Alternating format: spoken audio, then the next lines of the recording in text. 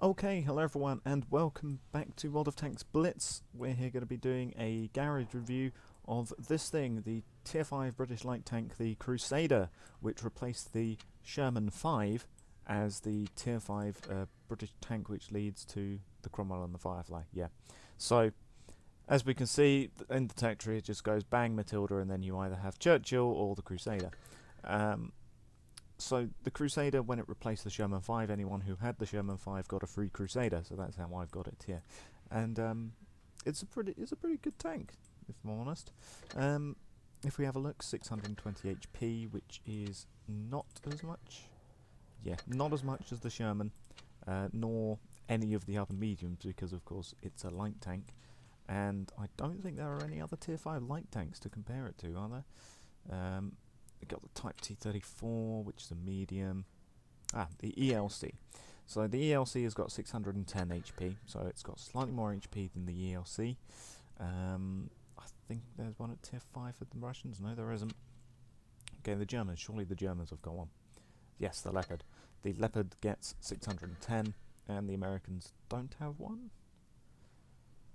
No, there's nothing for the Americans. So out of the 3 Tier 5 light tanks that we have, it has got the most HP by 10, which is nothing too amazing. It's pretty much par. As for the armour, it's also nothing spectacular either. 65 frontal turret, 45 side, 40 rear, 50 frontal hull, 35. It's nothing too amazing. You might get the occasional lucky bounce off of, say, this bit, which is very sloped, or indeed if your turret's like that and it hits like this frontal armour right here. Other than that, yeah, you're not getting any bounces. The Sherman is more armoured than this thing. The T34 is more armoured than the Crusader. Nearly anything and everything will go through your armour, other than like some tier 4 tanks. But other than that, yeah, the armour is nothing amazing at all. It's got decent enough view range, I suppose, but as for mobility, this is where the thing shines. 35 average speed kilometers per hour, 18.5 power to weight ratio, which compared to, for example, the Type T34 has got a 17.7 power to weight. The Sherman has got a 15.1 power to weight ratio. Let's just have a look at the Leopard, which is also a pretty fast tank. The power to weight is 25. So it's not as good as the Leopard, but then we can assume that because it is, after all, the Leopard. Then, where was the other light tank? Was it under... Yes, the ELC. The ELC gets a 31.2 power to weight. So even though it's nowhere near as good as those light tanks, it does still have a very good power to weight ratio. I was expecting that to come out better, if I'm honest.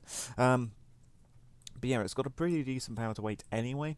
You know, that it's still a very fast mobile tank. You can easily zip from one place to another, which is a very good part about this tank.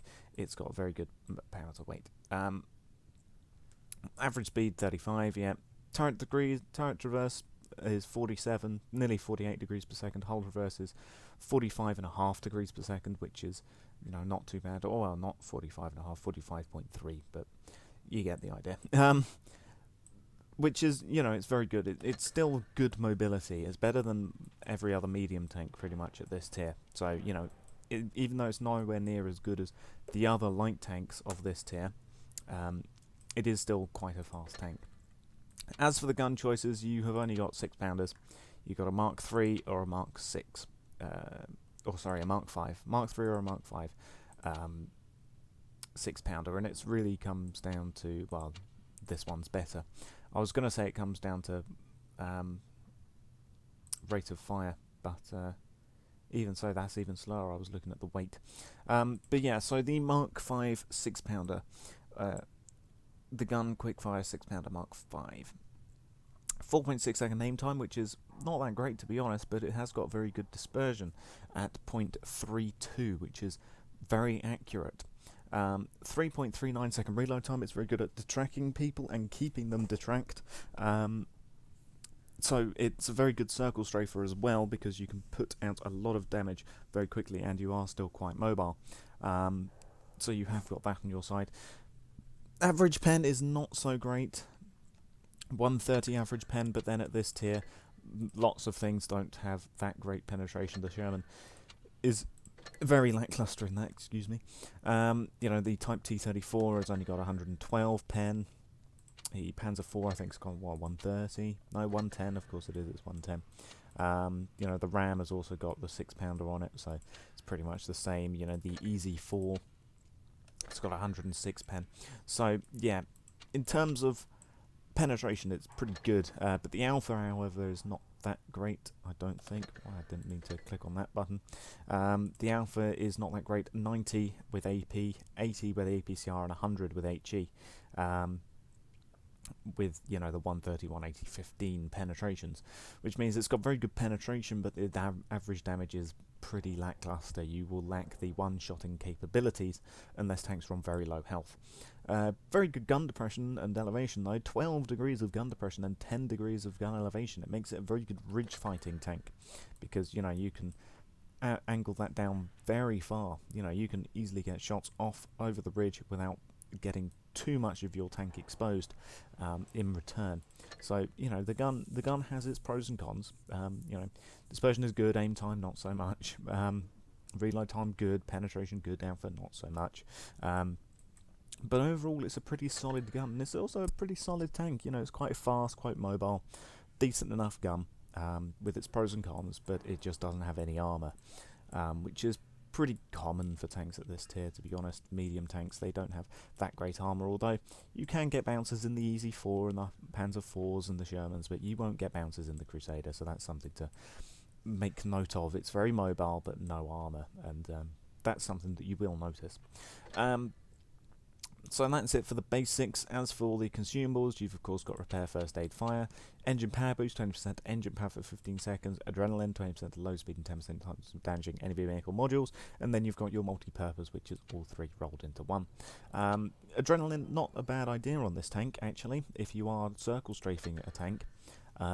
It does make a good idea if you need to kill that tank off quickly, because 20% out of that 3.39 second reload time, you can probably get that to under 3 seconds, and that's very fast for reload time. So with guns like the 6-pounder, it's not a bad idea to have adrenaline on it. So there's something to note. As for provisions, you've got your standard fuel for 3 and 10% 3% to engine power and turret reverse. There is no improved fuel. There is no improved consumables here at tier 5. So that's, again, something to note. Then you've got your black tea for 3% to crew mastery, and then your protective kit, which is all of that. And you can go ahead and mount them as you wish. As for ammo, you do carry a whole bunch of rounds, 65 rounds of ammo, which is enough to see you through a battle, even in your, even with your fast-firing gun. So there's that. As for appearance, yeah, don't need to worry about that. But then we come to equipment. Now, gun rammer is a good idea for this tank. Calibrated shells, you might be tempted to go for, but in terms of guns at this tier, 130 pen is pretty good for a gun at this tier. So I would say gun rammer to increase that reload time, or decrease that reload speed rather, and increase your DPM slightly. And then improve modules for the extra track durability and the minus 20% to damage from ramming, which is useful, especially the track durability due to with this tank, if you a detract Crusader is a dead Crusader pretty much, because it has no armor and it will just get focused because it's an easy damage. So yeah, improved modules is definitely going to be wanted. And then coated optics for the extra view range. You could try sniping with this tank, but honestly it's a fast mobile tank. It's designed to be at the front lines, dodging and weaving and annoying enemy tanks with its little 6-pounder. So coated optics is the better choice, I think. Enhanced gun lane drive, I would say possibly, and I will explain why possibly when I get to vert stabs and this tier 3 line. So it's a choice really of those two as to which you want. Supercharge is good, but then vertical enhanced gun lane drive might also be beneficial for this tank. It depends on how you're going to do it. So enhanced armor, no. Improved assembly, yes. Increase the HP. Honestly, this is a waste for a bunch of tanks, to be honest, but this one especially, because it has not got any armour. Pretty much. You will get some lucky bounces, but that will not be the norm, so you will instead want the extra HP so that you can survive the battle for longer. And then engine accelerator, just to increase that power to weight to 19.04. There you go. 19.4 power to weight ratio, slightly increase the average speed, and of course you'll get a buff to your hull traverse and your engine power. So yeah, that's what I would say for that. And now we come to vert stabs, and vert stabs is what you want for this tank. You don't want refined gun to get it down to 0.29 because that's not what it's for. You want vert stabs because this is extra accuracy whilst firing on the move, pretty much. And this tank is very mobile, and you will want to be circle strafing and firing on the move. So vert stabs is going to be what you want. Now, as for enhanced gun lane drive, this only really counts if you're stationary and aiming, which you can do. But for this tank, you don't really want to be brawling in this tank. So vert stabs is the superior choice for these two. For these two aiming boosts, pretty much. And then enhanced tracks, I mean, yeah, it allows your suspension to take more hits, and that also includes jumping. So because this is a very fast tank, it will be flying everywhere, it will fly over ridges, and you will damage your tracks at some point by yourself. Accidentally, but you will still do it. So enhanced tracks is a good idea for the extra suspension HP. And then, or toolbox really, but I think enhanced tracks is going to be more important, and then your choice of whatever the hell those two things are. So overall, this is a very solid tank. It's a good light tank rather at this tier. You know, very fast, very mobile, with a fast firing but low alpha gun rather, but with good penetration.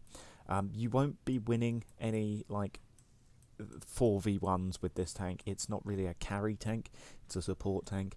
People can do that in this tank, but it just depends on how good you are and what the map is and the enemy team composition that's left. It's not really a tank which you're going to bait shots with to win the game. But even so, it is still a very fun tank to play, and it's very fast, very mobile, and yeah, it's not too bad of a tank. Well, thank you for watching, and goodbye.